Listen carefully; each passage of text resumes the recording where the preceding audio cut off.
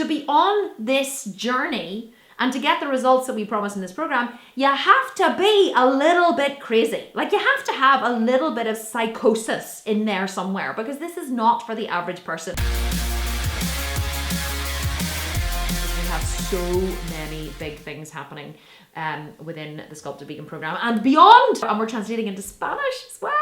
Translating into Spanish next year, our first language, and then we're translating into Russian and translating into French, and we are going to start moving into lots of different languages too, but Spanish is going to be the next big one. So we're going to start promoting the program in Spanish. We're going to have a whole group for Spanish people, so anyone here that's Spanish or speaks Spanish, you'll be able to move into the Spanish speaking group if you want. You can even be an admin in that group if you're, really good with the program.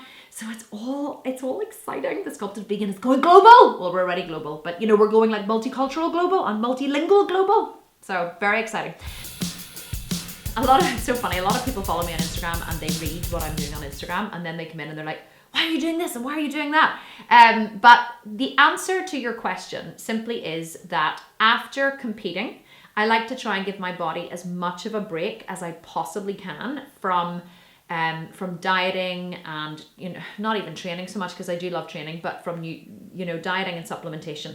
So like, supplementing is amazing, and I am all for supplementing, and I'm a year-round supplementer, except that after competing, whenever I have put my body through an awful lot of stress, and I have, taxed it fully in terms of cardio, and I have pushed it to its max in the gym, and I have been, taking bucket loads of supplements and all those different things, and I just like to try to give my body a break. So what I do after I finish competing is I come off all supplements.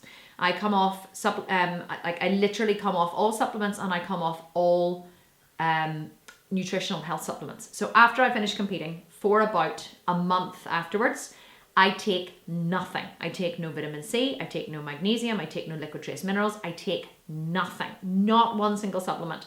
There is absolutely no science whatsoever behind this. And in fact, if I think about it rationally, it would probably still be better for me to take, magnesium and liquid trace minerals and different things. But what I find is mentally, I feel like I want to hit the reset button. So I don't do any cardio for usually about a month. This time I think I only took about 2 weeks off cardio. So I don't do any cardio. I still continue to lift. I try and fit in more yoga, more meditation, much more holistic stuff. I suppose I just feel after I finish competing, I feel like my body is a little broken and battered. And I feel like I just want to completely change gears. So it's nothing, there's no science behind it. There's not really even any thought behind it, any evaluation behind it. It's more just, I just feel like I need a change of gear. And for me, that is also just cutting out supplements. But then there also is the other side of it. Recently, I've been evaluating an awful lot that because I am not in a muscle building phase at the minute, so I'm not really training. Of course, I still want to build muscle, and I am still building muscle. But usually when I come away from competition, I go fully into a muscle building phase. So I'm focused on eating big, training big. Everything is, I'm on a year-round prep, okay? Prep for me isn't just before competition, dieting and training. Prep is all year round. When I'm doing a show, I am on prep all year round, because part of prep is building muscle. So because I'm not going into a prep, because I know I'm not going to compete again, I suppose I'm just I'm just enjoying feeling a little more relaxed. I have spent the last 3 years being completely rigid with my training, with my nutrition, with my supplementation, with my nutrition timing, absolutely rigid. And I think that because I don't have that very immediate goal looming next year, I now am just kind of a little bit, I'm just going to step back a little bit, and I'm just not going to be just quite as rigid. So my goal the only reason I'm not supplementing at the minute is purely for sake of rigidity. And also probably what you say is a little bit true. I probably am happy with my body as it is. Do I want more glutes and more quads? Yes, of course I do, because I always have. But I because I'm not training for a specific goal, I'm just allowing myself a little more flexibility. Is there some way to know how quickly to drop and then stop reducing calories? So June, are you here? Because I just want to check, are you in phase 6? Because if you are in phase 6, then you will know the answer to this question, because it's laid out very clearly for you in phase 6. But if you are not in phase 6, oh yeah, you are, June. I can see that you're here. Okay, June. So answer me in the comments. Are you actually in phase 6 at the minute? I'm waiting for your comment to come through before I answer because I want to know if, well, anyway, I don't need to wait for your comment, but tell me anyway. So June, if you're in phase 6, this is all this information. I will talk about the shred now and the principles of shredding, but all of this is in the download. So you don't need to worry about whether, or, you know, you don't need to worry about that because it is explained to you very, oh yeah, you are in phase 6. Okay, perfect. So June, so you've said, okay, so you're asking, is there some way to know how quickly to drop and then stop reducing? So, you know, in phase 6, what we recommend, or what I always do whenever I am shredding, is I start off at a calorie intake and then I reduce the calories gradually, usually by 100 a week, but it depends on where your starting point is. So here is the science of shredding, okay? Are you ready? Science of shredding. The science of shredding, the reason why we do it in the way we do it is, bodybuilders especially, is that you never want your metabolism to slow down or stall. So you need to be very careful whenever you are shredding that you don't, that you protect your metabolism. Your metabolism wants to regulate, okay? If you start to increase your calories, your metabolism will go, oh, this is great. We're getting loads more food so we can ramp up, right? So your metabolism will ramp up and then you'll maybe keep your calories at say 2,400 or whatever your maintenance calories are, and your metabolism will regulate and steady at 2,400 calories. Then if you drop your calories, say you do it for, it'll take your metabolism around 72 hours to notice, that's what they research has suggested, takes your metabolism 72 hours to notice that there's a consistent drop in calories, and then it will start to regulate. So that's when it starts to notice, and then it starts to down-regulate a little bit. So the reason why you don't want to go from say 2,400 calories when you're dieting down to like 1,200 calories and stay there is that after, you know, 7 to 10 days, but it starts at around 3 days, but it's usually around 7 to 10 days that your metabolism completely goes, okay, this is actually what we're doing now, so we're going to drop. After 7 to 10 days, your metabolism will go and it will drop into the toilet. It will slow down everything. It will slow down your hair growth, your nail growth. It will slow down digestion. It will slow down lymphatic system drainage. It will slow down the rate at which it's building muscle. It will slow down everything because it will regulate itself to the reduced calories. So the science of shredding is such that when you gradually decrease your calories and at the same time gradually increasing your cardio, your metabolism will never regulate because the changes are gradual and the changes are constant. So the increase in cardio is offsetting the decrease in calories. Because what are the 3 things that raise the metabolism? You know them, don't you? More muscle, more exercise, more food, okay? 3 things that raise the metabolism: more muscle, more exercise, more food. So if you are decreasing your food, that's going to decrease the metabolism. But as you are increasing your exercise, you are increasing the metabolism. So as you decrease your food and you increase your metabolism, you are balancing this deficit, the food deficit, so it's keeping the metabolism steady. Now, will your metabolism eventually down-regulate as your calories drop lower and lower and lower and lower towards the end of your shred? Yes, of course it will. But it won't down-regulate quickly. You always want to keep your metabolism guessing. So if you did a 16-week shred, okay, and you dropped your calories from 2,000 to 1,200 and you stayed there for 16 weeks, would you lose body fat? Yes. Would your metabolism be in the toilet? Yes. So you'll put on a lot of body fat very quickly when you start eating normally again. So the reason why we drop calories gradually and increase cardio gradually is to keep the metabolism steady and to stop it from regulating to the changes that we're making. Now, so you've asked, how do you know how quickly to drop and then stop reducing calories? This is an interesting question, right? Whenever I shred, I go into my shred always with the question in my mind, what will it take to reach my goal? I never ever ask myself, oh, will I reach my goal? That's never a question for me. Some people, that whenever they're going to stand on stage, they go, oh, I don't know if I'm going to be lean enough. I don't know if I'm going to be lean enough. That never enters my head. In my head, I go, I know I'm going to be lean enough. And do you know how I know I'm going to be lean enough? Because I will do whatever it takes. If you told me that if I wasn't lean enough 4 weeks out from a show and you told me, my trainer told me that I had to reduce my calories to 600 calories a day and perform 3 hours cardio a day, I would do it. If that's what it took to achieve my goal, I would do it.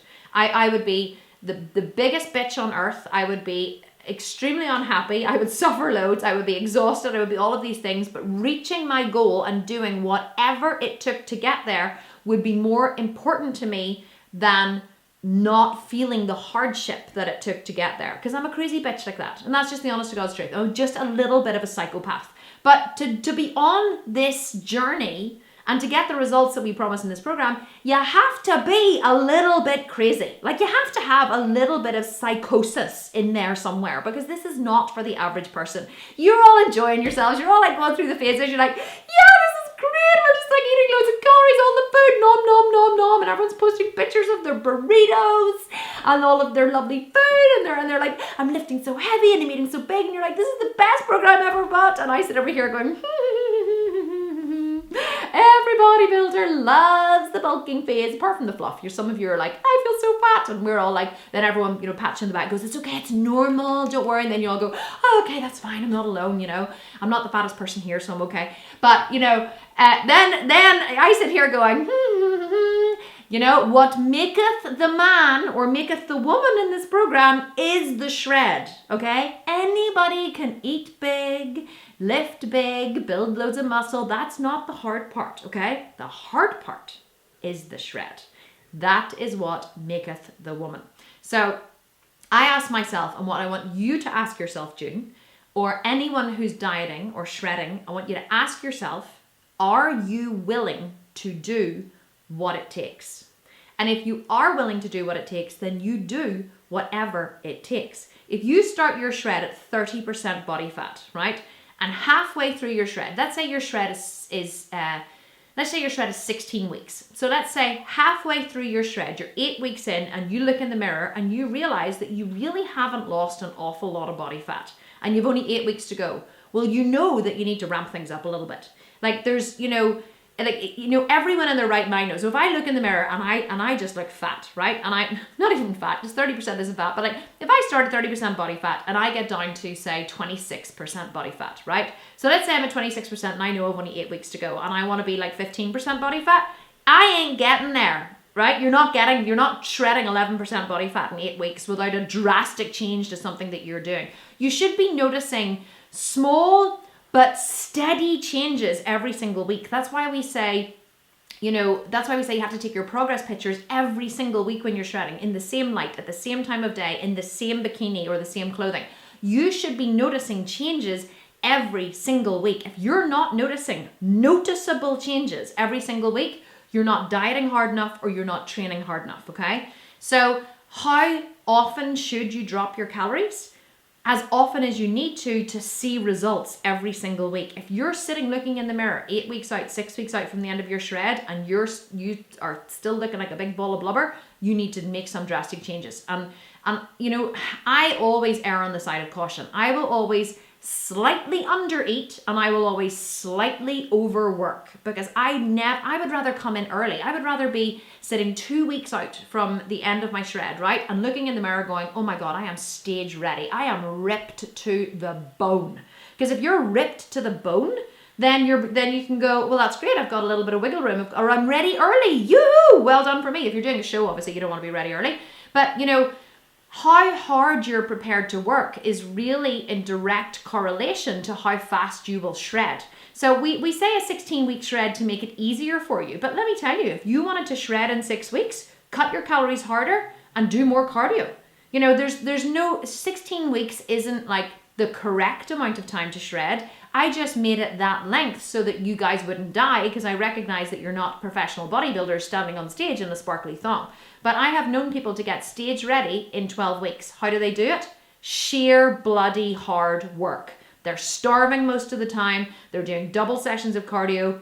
They're doing HIIT sessions in between their weights in the gym. They're walking constantly up and down stairs and work. They're biking to work. They're walking everywhere. The more you move, the more calories you'll burn, the faster your results. The less you eat, the more calories you'll burn, the faster your results. I think that everybody enters phase 6, and I understand it, because I was the same whenever I first started shredding.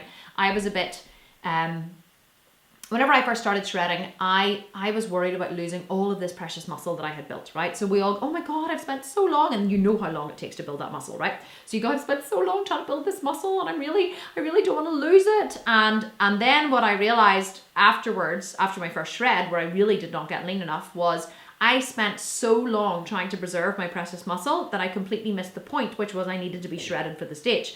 You have to sacrifice some muscle to get shredded. You have to. You can't stand on stage shredded and not sacrifice some muscle. But that's why we want you to build as much muscle as you can during the year, so that you have some muscle to sacrifice. One other thing that will determine how quickly you drop your calories in a diet is how many calories you're eating when you begin. If you come into a diet eating 1,600 calories, you ain't got nowhere to go, sister. The only way that you're going to drop an awful lot of body fat is by doing a tremendous amount of cardio. That's it. I mean, you can maybe drop your calories down to 1,000 at the end, but like that, you're maybe going to be dropping then 50 calories a week over 12 weeks to go from 1,600 to 1,000. And there ain't nobody is happy eating 1,000 calories a day. I mean, it's torture eating 1,000 calories a day. Can it be done? Yes, of course. Is it easy? No. So the higher your calories are when you go into phase 6, the more wiggle room you're going to have to drop. But always come into phase 6. I think that what's happening in phase 6 at the minute, or what I'm noticing with a lot of the people in phase 6, is that you're not working hard enough. You're just, oh, okay, it's like you're following the program, which I love.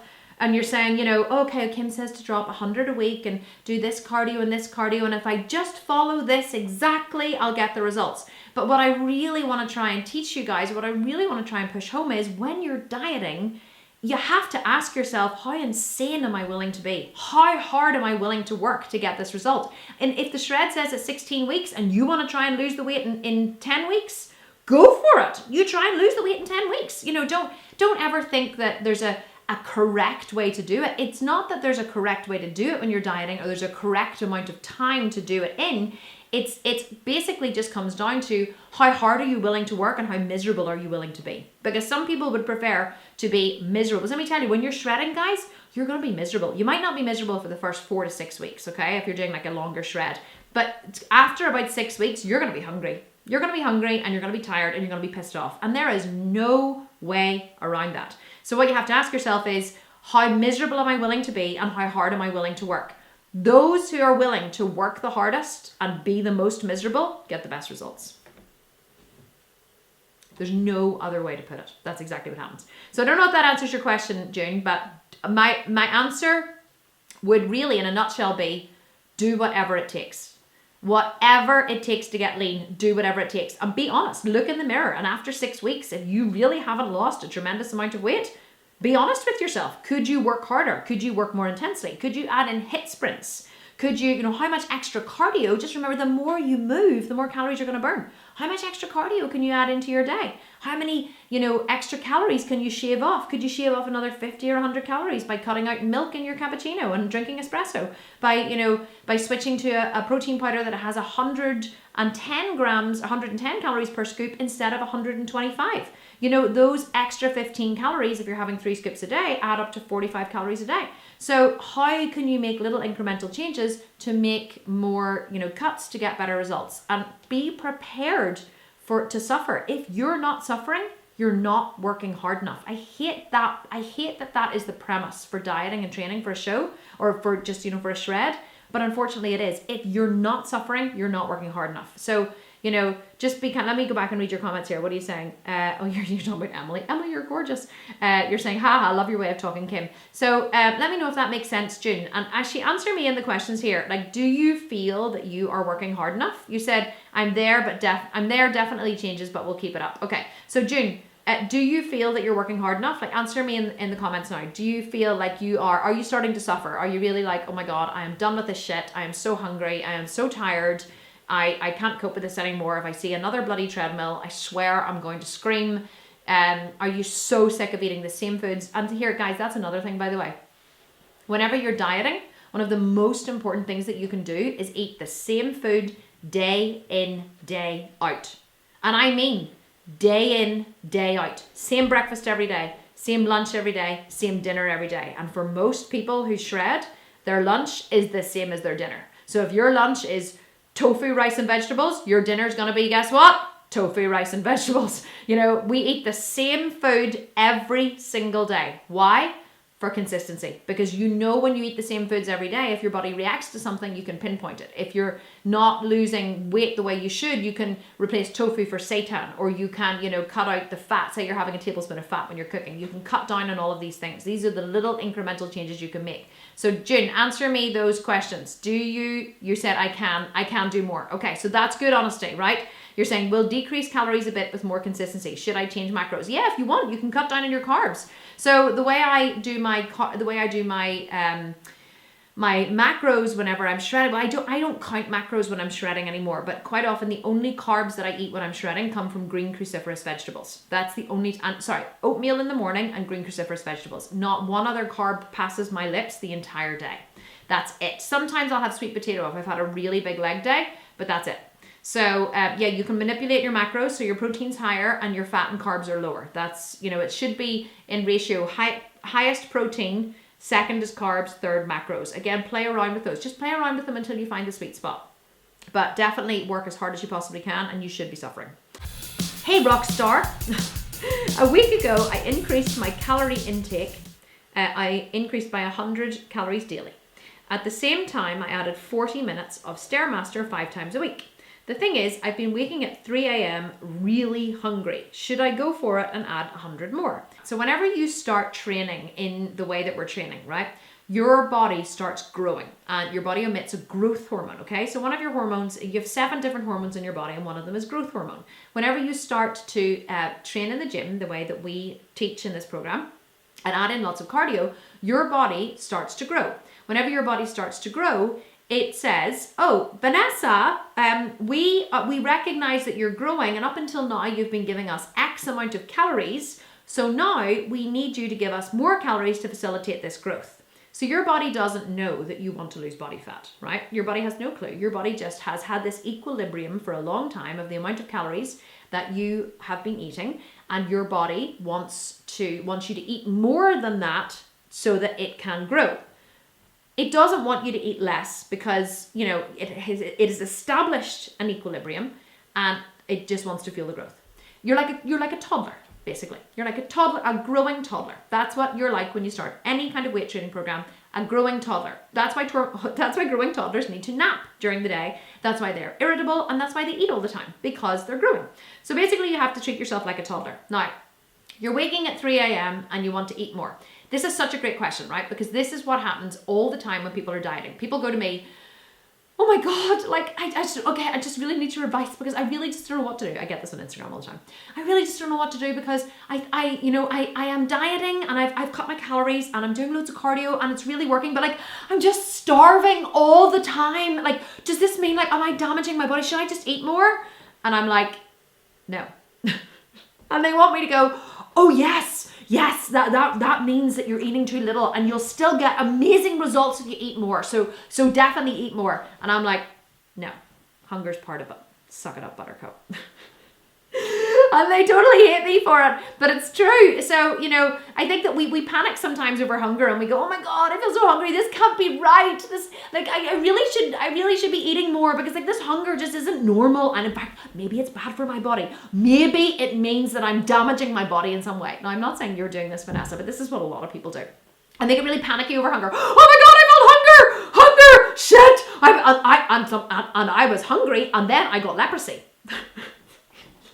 No, it doesn't happen that way. You're hungry because you're dieting, because you're trying to lose body fat, and losing body fat comes wrapped up with hunger. So, but I understand your pain, okay? 3 a.m., I'm just trying to be funny about it, but I am going back to your question. So 3 a.m., feeling hungry at 3 a.m., that is not pleasant, okay? If I wake up at 3 a.m. and I feel really, really hungry, it's very hard for me to go back to sleep. What you need to do, Vanessa, if you truly want to lose body fat and you want to, you know, you're determined, which you obviously are, you know, Stepmaster 5 days a week and, you know, reducing calories, you definitely want to lose body fat. But what you want to do is you want to restructure your calorie intake. So whenever I am dieting, I try and eat the bulk of my calories in the evening. I do still eat during the day, but I eat very little. So for example, at the minute, I'm going away on vacation in 4 weeks and I'm like, I just want to be ripped, just want to stand on the beach like a goddess. So that's what's driving me on at the minute. So I wake up in the morning and I don't eat breakfast. Well, I do eat breakfast because you know me. I don't do intermittent fasting. But I wake up in the morning, instead of actually eating like a bowl of oatmeal or something, I wake up and I have a protein shake. And I just have 2 scoops of protein blended with ice and water. Sometimes I put in like a handful of pecan nuts. If I'm going to the gym straight away in the morning, I will put in a scoop of Vitargo because I need to fuel my muscles. And Vitargo gets straight into the muscles really quickly. So on non-gym days, I just have 2 scoops of protein with a few pecan nuts because, you know, for good fats, or flax oil. No carbs.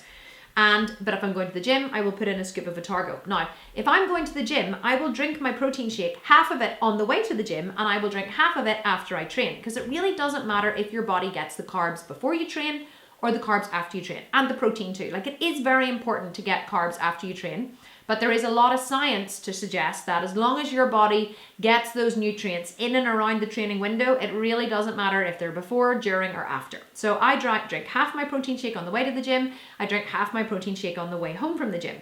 And that is my breakfast. Now, in that protein shake, the protein powder I use is 111 calories per scoop. I use 2 of them. So that's 222 calories. Then I probably put in 10 almonds. No, not almonds, pecan nuts, which is like 10 calories per pecan nut, so that's 100 calories. So my breakfast probably only has 322 calories, right? Which really isn't a massive amount of calories. Then for my lunch, which I try and push on way later into the day, maybe 2 p.m. For my lunch, I will have just soy chicken substitute, you know, with chili oil and stuff, and a big salad on the side, and what else will I have? Today I had some sauteed mushrooms. So in that whole meal, there's probably maybe another 300 calories in that whole meal, right? Maybe 300 calories max, because I don't put any fats or anything in it. So by the time it comes to dinner time, okay, I've only had 622 calories, say 650 calories, just to, you know, to push it out there. So I have a lot of calories left to eat in the evening.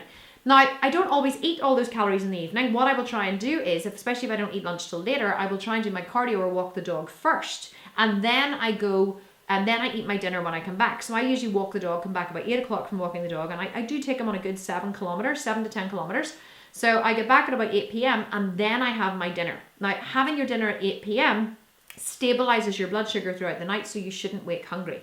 If you are hungry and you have the macros, you can also have a tablespoon or a big teaspoon, of peanut butter or almond butter before you go to bed. That will stabilize your blood sugar during the night and you won't actually wake up as hungry in the morning. So at the minute during the week, because I like to have my indulgences on the weekend, I am probably only eating some days, maybe 1,200 calories. Other days I maybe eat 1,800 calories. But it, you know, depending on where I am, or some days I'm more hungry than others, so I'll have a little bit extra. Tonight we're having vegan shepherd's pie for dinner, so there's a few more calories in that. So, but my calorie intake stabilizes over the week, but it is lower than what I need, and I am dropping body fat. So, but the way that you stop waking up feeling hungry at 3 a.m. is to not eat till later. You try and push your food on. I can be hungry in the morning very easily. I can be hungry during the day very easily. I just have a black coffee that just staves it off. But I try and push my calories into the evening, because if you eat in the evening, then you are not starving going to bed, and you don't wake up as hungry in the middle of the night. So you're saying that's the answer. I've been eating more through the first half of the day. Yeah, you need to push your calories on. It's a bodybuilding secret. Bodybuilders honestly try and push as much of their food to the evening as they can, because the evening is the time when you're starving, when you're at home, when you're sitting around, and you can distract yourself from feeling hungry during the day. It's very hard to distract yourself from feeling hungry before bedtime, and also in the evening whenever you're at home. I'm a little sad because my right knee is hurting and my wrists. I'm going to get a check for calcium deficiency. I'm not sure if I keep striving on going up in weights, or should I keep it the same until I find out why I'm hurting. Thank you for all your wisdom, encouragement, and leadership. You're so sweet. So you're saying your right knee is hurting and your wrist. So first of all, just quickly, I need you to break down for yourself, whenever you say they're hurting, is the pain sharp whenever you're working out, which means that you have an injury and you need to stop, or is it a dull ache that you can work around? Sometimes an ache in a joint or an ache in and understand, I'm not a doctor, by the way. I'm not giving you any medical advice. You need to check with your doctor. Obviously, I think that's a really good idea. But I think you need to distinguish with yourself what is pain and what is potentially a knock-on effect from something else in your body. I have had a sore finger for 3 months now. And I know a sore finger is not a big thing, okay? But the joint has been sore and swollen, and it's now moved up into the top bit here, and I can't figure out what it is, okay? It's driving me insane. And I'm like, do I have arthritis, like in my finger? It's swollen and it's sore. Have I seen anyone about it? No. Have I done anything about it? No. I just live with the pain in my finger. And if I knock it, if I hit the knuckle, it is so painful. But I can do this with it, easily enough. But side to side is really sore. But has it stopped me lifting? No. Am I still pulling big barbells? Yes. So I think you have to ask yourself, if it's a sharp pain, then that's an injury and you need to stop. Sometimes a dull ache somewhere in your body means that you just need to keep going and you just need to get stronger. Sometimes there's a pain that is associated with growth, associated with getting stronger. You're going to feel pain in your body as you take load in one area. Before that area gets strong, you're going to feel pain.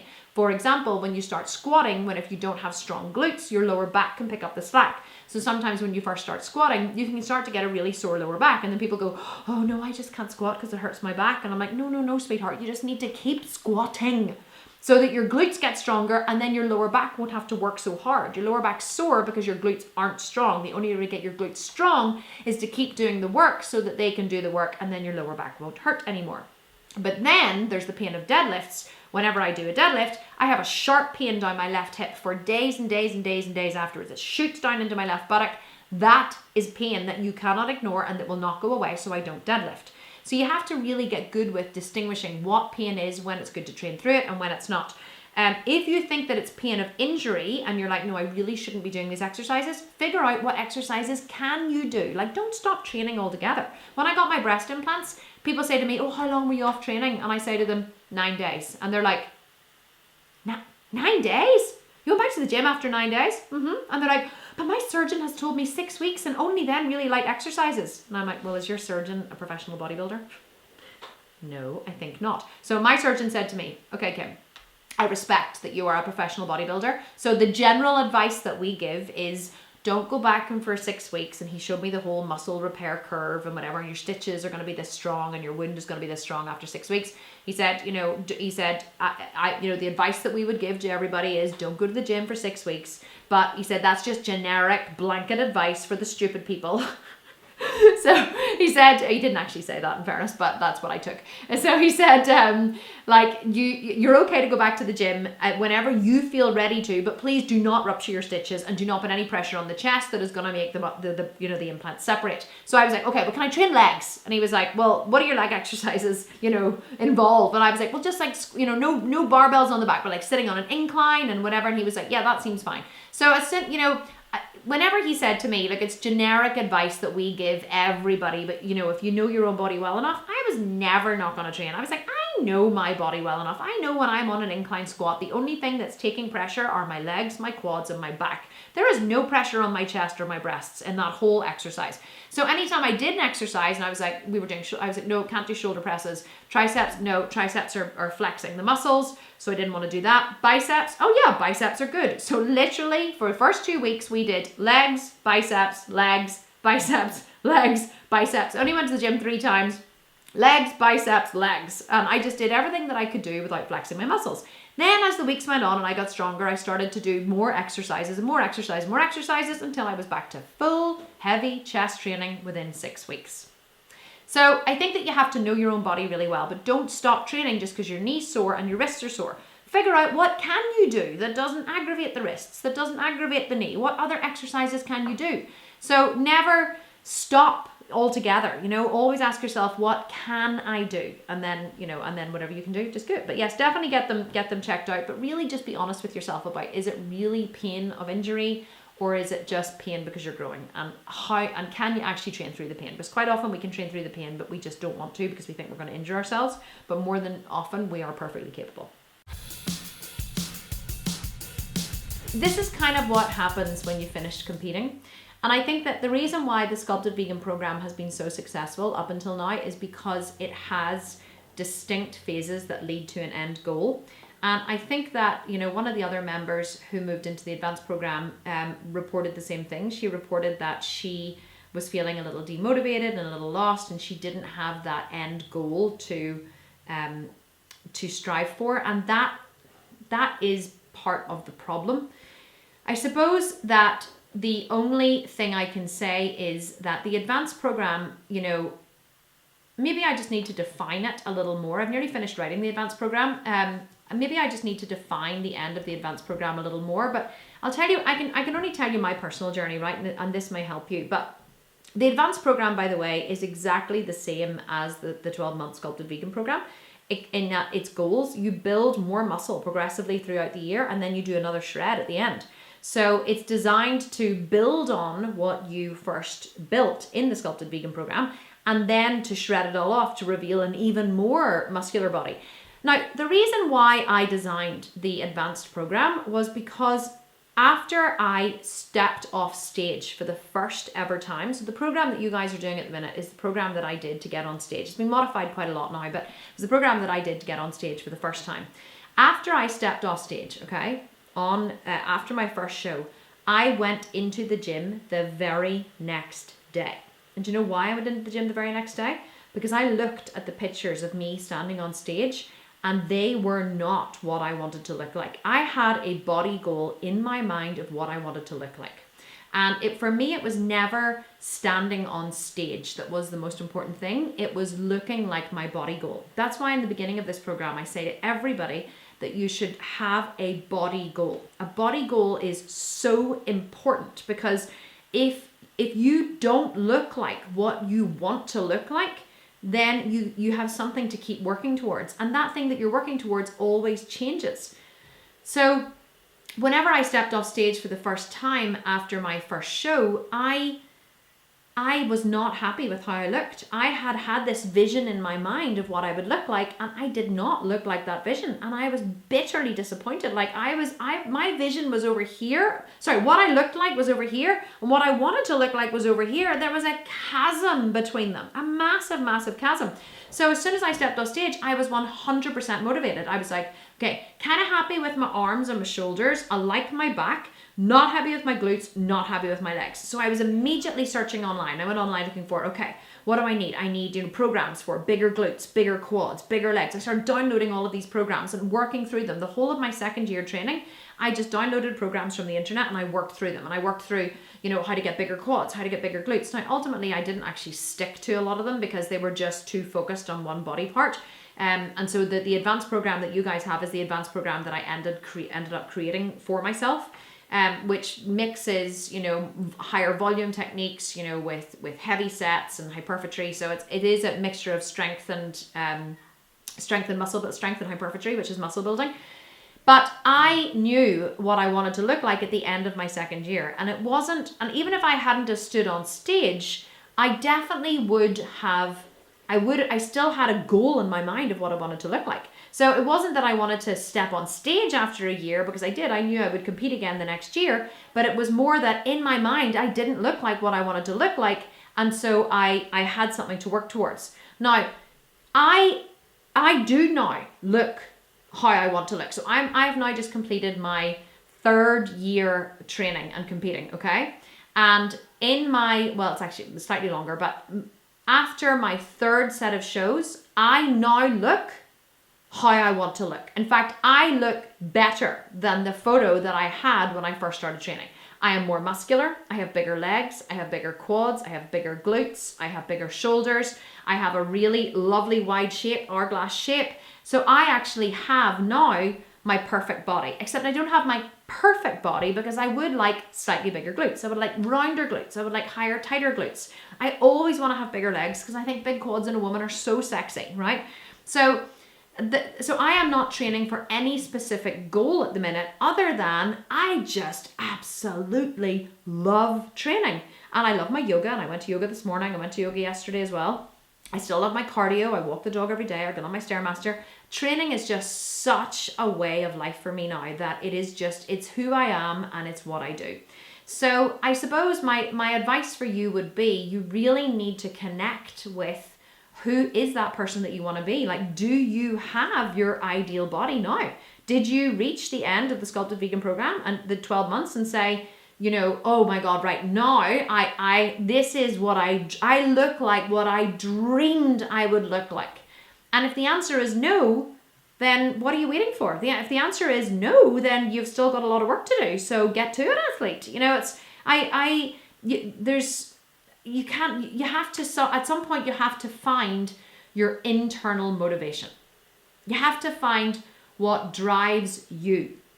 You have to find something that, you know, that isn't external of you, but something that's internal that's driving you on. Of course, now I have my business, you know, and that drives me on. But even if I stopped training now, my business wouldn't cease to exist. My business would still exist because I've still built what I built. So I could actually stop going to the gym and still be the Sculpted Vegan and still run the business. I still have all the knowledge. Just like I have the Yoga Talks program, even though I'm not teaching yoga anymore. But if you don't find that thing that you want inside, which for me was just the body that I wanted, then you're always going to struggle and to fail and to not be able to connect to that reason that is yours and yours alone, and that reason, or that thing that you're striving towards, which for me is the perfect body. I don't know what it is for you. For you, it said it's health as well. You were saying, you know, for medical reasons, you must stay fit. So to me, that feels kind of heavy. To me, that feels like, oh, I have to go to the gym. And it felt like maybe, you know, you were able to connect to a reason to make that fun. You know, this have to, then, oh, it's okay, I don't mind doing this have to, because now I have this whole other thing over here, you know, that's spurring me on. It feels like you've lost this thing over here, and now you're just stuck with the have to. I have to go to the gym. So I would really, for you, just try and connect with the reason why you train, the reason why you love going to the gym, and what it is that you want to look like. And I know that striving to look in a certain way is very existential. It's very I'm trying to think of the word, superficial in a way. But I always say, like, do the right thing for the wrong reason. Like, whatever drives you on, let it drive you on. For me, I want to look a certain way. I'm still not happy with the way I look, and I'm glad I'm not happy with the way I look, because if I was happy with the way I look, then my work will be done. So at the minute now, just to give you a little more information, what I'm striving for at the minute is, I'm still pretty lean after my competition, but I've decided that I want to be like, we're going away on vacation again at the end of September, and then we're going to Australia for a month at Christmas. So I always have these little benchmarks, these little milestones that I'm working towards. So I'm like, okay, I'm going away on vacation again in another 4 weeks. And I want to be like super hot on the beach. I want to be ripped. I want to be really good in my bikini. I want to have my six pack again. So I am now, you know, I've upped my cardio efforts, I've upped my gym efforts, and I've cut my calories because for the next 4 weeks, because I know how I want to look on the beach. So that's my next little milestone. Now, after we come back, it's going to be the 1st of October, and we're going to have 2.5 months before we go to Australia. And I said to my husband, why don't we do the 12-week shred together? And he was like, yeah, sure, whatever. And I don't know whether we will or we won't do it.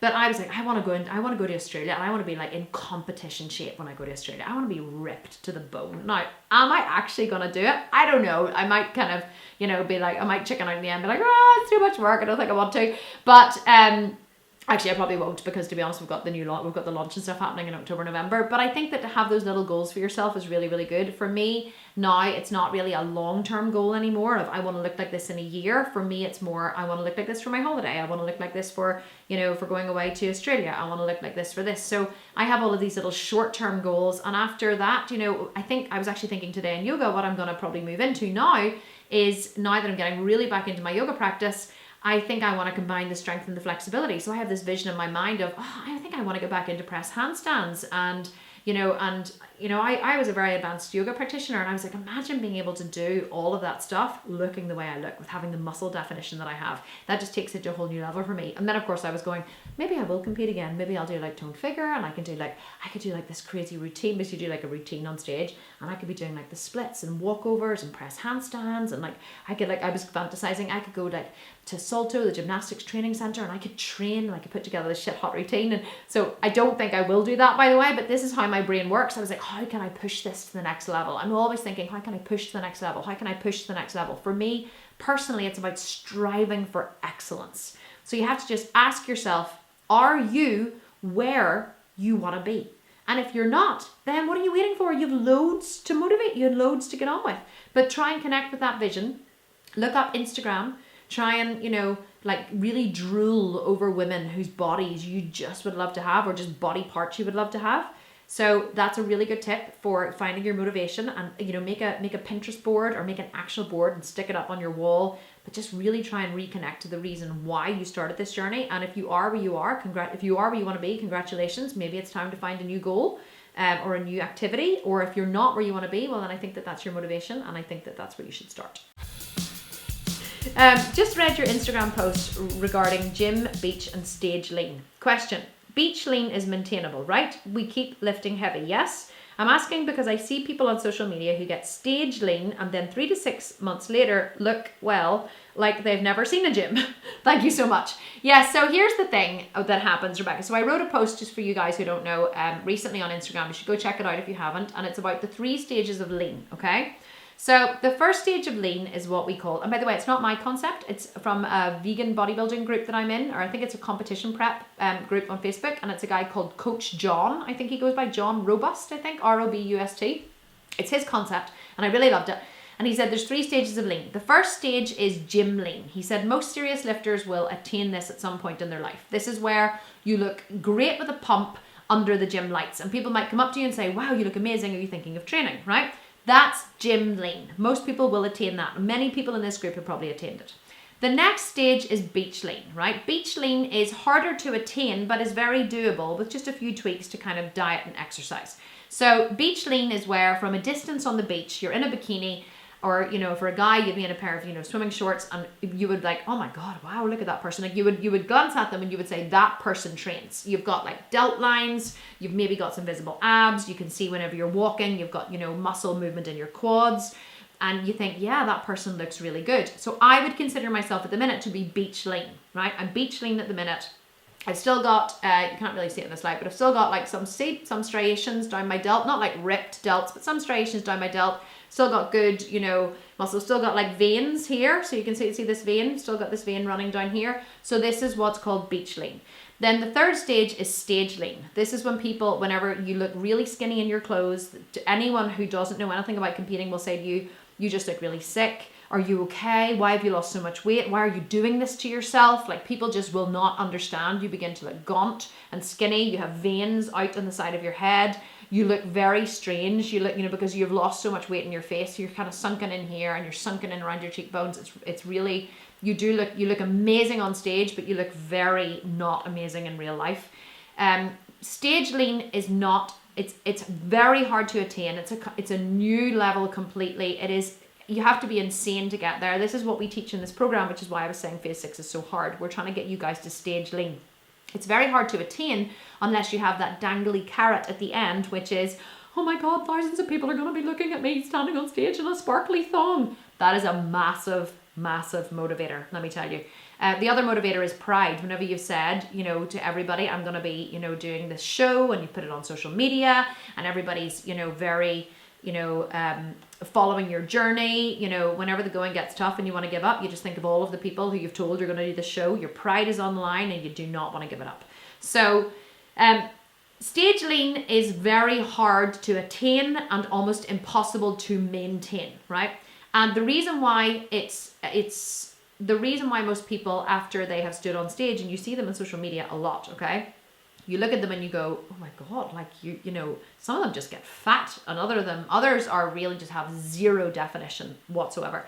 That is simply because it is so hard to get to stage lean that most people just binge afterwards. They just go nuts and they do no cardio and they eat like crazy. Some of them are bulking for another show, so that's why they will be eating and eating and eating and eating.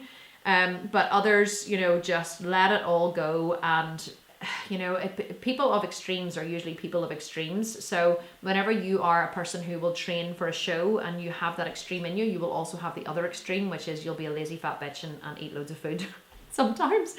So that's why it is very attainable. I am beach lean at the minute, but you still have to work very hard to keep beach lean. I have to keep myself in a slight deficit of what I need by doing quite a lot of cardio, still training heavy in the gym 4 to 5 days a week, and eating. I kind of do a bit of cycling with my food at the minute. I'll have a few lower days, one higher day, a few lower days, one higher day. I'm not mindfully carb cycling or anything. I just find that this works for me in my balance of overall calories. But it is easy, it's simple to maintain beach lean, but it's hard. It requires, I'm still doing cardio 5 days a week at the minute, as well as, so at the minute my schedule is I go to yoga in the morning and do an hour's yoga in the morning, and then I go to the gym in the afternoon, maybe 4 or 5 days a week, and I do an hour's training in the gym, and then in the evening I do about 7 kilometers with the dog, or I do 45 minutes on the Stairmaster. So I'm, you know, it's a lot of work to maintain beach lean. And that's why most people don't maintain it, because to be honest, gym lean is much easier to maintain because you don't have to do any cardio. You can kind of just eat, you know, whole foods, eat intuitively, and you can lift heavy, but you definitely don't look beach lean. You don't look ripped in any way. And stage lean, I mean, you would have to keep yourself in a semi-starvation diet for the rest of your life to stay stage lean, and only eat big around training. And also stage lean requires, you know, dehydration and whatever as well. So yeah, so that's the difference. Beach lean, yes, very, very maintainable, but still a lot of work. And I think that people just aren't prepared to do the work that it takes after they come out of the diet and training for the show, because let me tell you, it's insane, the diet and training. And also if you're going to compete again next year, you know you're going to be going back into diet and training again. So, you know, you're like, oh, well, I know I'm going to be prepping again. So every year for me, it was like, well, I know I'm going to start prepping again in January. At this stage, I would be thinking, shit, I'm going to start dieting again in January, and it's already the end of August. So I've only got September, October, November, December. I've only got 4 months of like eating normally before I'm going back into serious amounts of cardio and dieting. So that's why a lot of competitors let themselves have a break in between prepping for the show, because they need it mentally and physically. And unfortunately that means getting fat. But because I know I'm not going to be going back into a show again in January, I now know that, you know, I can just maintain this all year round, because so that's why I've decided to stay beach lean. And yes, it is very attainable. Those were excellent questions, and I will see you all next week. I'm mentally thinking forward to my week next week. Yes, I think I'm going to be here. I don't think I'm traveling again till the end of September, so I think you've got me now and forevermore. Thanks so much for your questions. Thank you for showing up. Thank you for being here and being such active participants. Take care. Bye bye.